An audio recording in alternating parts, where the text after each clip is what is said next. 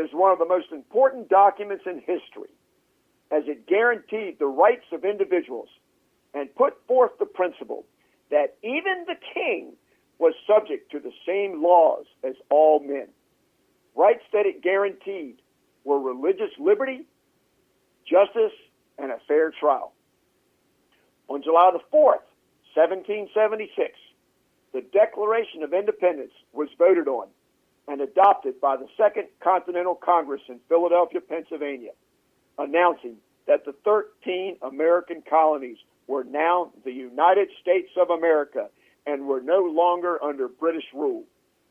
Thomas Jefferson, the principal author of the Declaration, who later became the third President of the United States, wrote what would become one of the most well-known statements on human rights, the most powerful being the second sentence.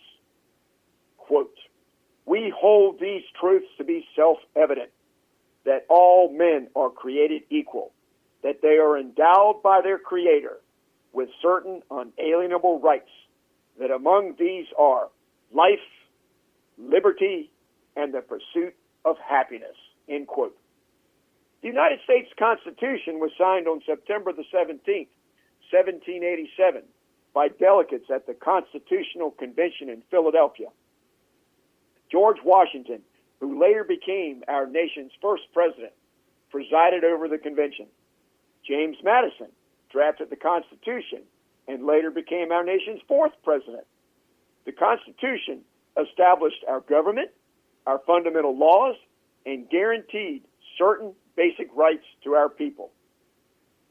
On December the 15th, 1791, the first 10 amendments to the Constitution, known as the Bill of Rights, written by James Madison, were ratified and became part of the Constitution. The First Amendment guaranteed 5 basic freedoms: freedom of religion, freedom of speech, freedom of the press, freedom to peaceable assembly, and freedom to petition the government for a redress of grievances. The Second Amendment guaranteed the right to keep and bear arms. Democracy in our country gives us many rights and freedoms. There is a difference between a right and a freedom. A right is something that people are entitled to from the government that is a legal, social, or moral claim, and once given, cannot be taken away unless the laws change. People have a legal duty to honor your rights, and the law will protect you if your rights are violated. A freedom is generally something personal that we enjoy that does not involve the government. We have many freedoms, particularly the freedom to make choices. We can choose where we live, what we do with our lives, what kind of work we do, who we marry, how many children we can have. We can choose what we believe, what religion we practice, what we say, and who we associate with. We enjoy the freedoms protected by the First Amendment. Some opposites of freedom are bondage, slavery, incarceration, restricted mobility, and constraints imposed by obligations such as debt. We must not give up our freedom to fear and addictions. There is much confusion about freedom. Janis Joplin, one of the biggest female rock stars of the 60s, had a huge hit titled Me and Bobby McGee, written by Chris Christopherson. The song is about two young lovers traveling around together who break up to experience the world on their own with no attachments. The most famous line in the song is, "Freedom's just another word for nothing left to lose." Janis Joplin died of an accidental overdose of heroin at age 27, as reported by the media. If you are using heroin, there is no such thing as an accidental overdose. That is like playing Russian roulette with a gun and saying that a death from the game could be called an accident. We must not surrender our freedoms to drugs and other addictions. Freedom without boundaries is chaos. must not throw away our precious freedoms. Many men and women have fought and died to preserve and protect our freedoms. Zach Wamp, who represented Tennessee in the United States Congress for 16 years, said, quote, "With freedom comes responsibility, and I can think of no responsibility greater than putting on a U.S. military uniform and standing in the gap between an enemy threat and civilian life," end quote. This 4th of July, I will be relaxing at Virginia Beach, celebrating freedom. And then I will be with my family and friends, enjoying an all-American cookout, hamburgers and hot dogs. I thank God that I am an American. God bless America. Whoa. Thank you. Thank you for allowing me the opportunity to share that with you. Now, I want to read the Oxford Dictionary definition of freedom as I continue on my reflections of freedom. Oxford Dictionary on freedom. The power or right to act, speak, or think as one wants. Absence of subjection to foreign domination or to despotic government. The power of self-determination attributed to the will. The quality of being independent of fate or necessity. The state of being unrestricted and able to move easily. Unrestricted use of something. These examples of freedom, they resonate with me, and I know they do for y'all too. Now I want to go back and read some of the quotes from some very, very famous people that I am just proud that I have the opportunity to read what they have given the world. Nelson Mandela, I gave you the first quote.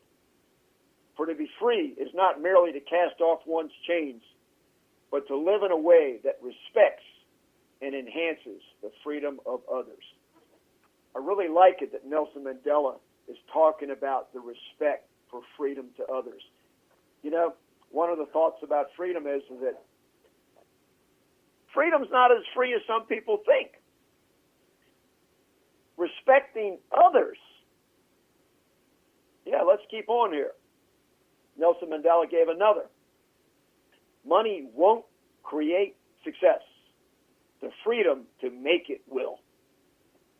I really like that. Most of these quotes we could talk about for a long time, so I'll try to keep it brief today as I just do an overview as a celebration of freedom and what some great people have said about freedom. But so many people set their goals on money. They basically just think that if they have a life where they make a lot of money, they're going to have a wonderful life. Well, what Nelson Mandela is saying is that it's not the money that gives you the success. It's the fact that you're free to be able to pursue money, to be able to set your goals, to make the amount of money that you want, and not let money just be your end goal. Okay, now this one is by Soledad O'Brien. She's a newscaster on a lot of the top, MSNBC and a lot of others. She's had her own show and stuff like that. But I really love this one. This is a quote by Soledad O'Brien. "I've learned that fear limits you and your vision. It serves as blinders to what may be just a few steps down the road for you. The journey is valuable, but believing in your talents, your abilities, and your self-worth can empower you to walk down an even brighter path. Transforming fear into freedom." How great is that? End quote. Oh, Soledad, you really put out something beautiful. Transforming fear into freedom. How great is that? Here's one that is very, very old. In fact, Thucydides 60 to 400 BC, this Greek Athenian historian and general, and he studied the human condition. He was one of the early historians that really tried to analyze what people want and why they behave the way they do. This one's really simple, but it's been around for 2,500 years. The secret to happiness is freedom. And the secret to freedom is courage. Oh, boy. And the secret to freedom is courage. Anybody ever sit down and want to become something, to do something with your life, but you just don't? For some reason or another, you just don't think that you can make it? Well, that's what I want to ask you really quick here. I'm going to come back to the quotes. You need to make an investment in yourself. You need to read. You need to get educated. You need to get a plan. You need to work. You need to study. You need to serve others. Why are you waiting for someone else to give it to you? Why don't you take charge of your life? That's what I'm trying to tell you about today. Question, what are you waiting for?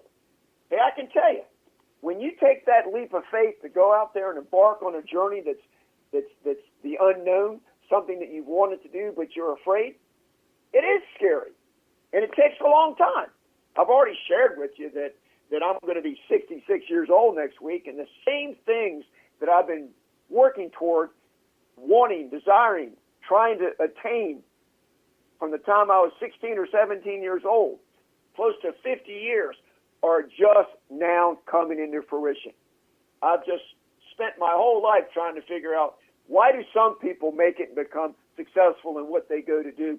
Why are some people authors that have best-selling books and motivational speakers that many people want to listen to?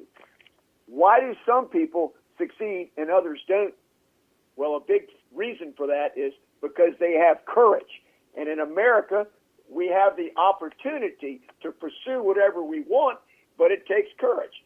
So I'm encouraging you to have the courage to go out there and embrace this freedom, claim it, take ownership, do something about it. But you have to take responsibility. You really expect somebody else to give it to you? You want to wait for that and then nothing happens and you're still where you were? You can do something with your life. Okay, now, let me continue with some more of these quotes because they get me going. All right, let's see. We just did the quote from Soledad, and then we did Tulicides. Okay, this one's really powerful. Every human has 4 endowments: self-awareness, conscience, independent will, and creative imagination. These give us the ultimate human freedom, the power to choose, to respond, to change. That quote was by Stephen Covey, and he is one of the most successful American motivational speakers, educator. He's an author. His top book that he wrote that is absolutely wonderful, I recommend it, The 7 Habits of Highly Effective People, Stephen Covey. Okay, now let's go back in history a little bit.